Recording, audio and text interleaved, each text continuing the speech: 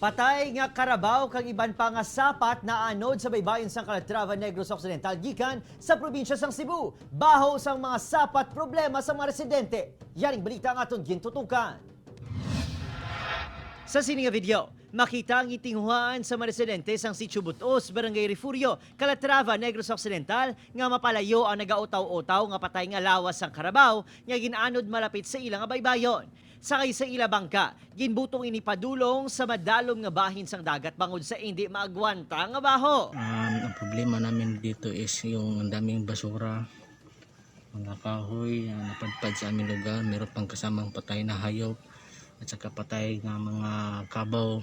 Magluwas sa karabaw, ginapatihan may iban pagid nga mga patay nga kasapatan kaang isang baboy, kanding, manok, pati mga kahoy ang nag-utaw-utaw.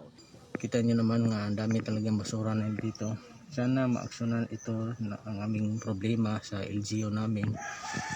Sana po mabigyan ng pansin ang problema namin dito. Ginapatihan sa mga residente nga naggikan ang maini sa Balamban, Cebu kung sa diin may nagluntad nga buhawi kag dala sa mabaskog nga amihan.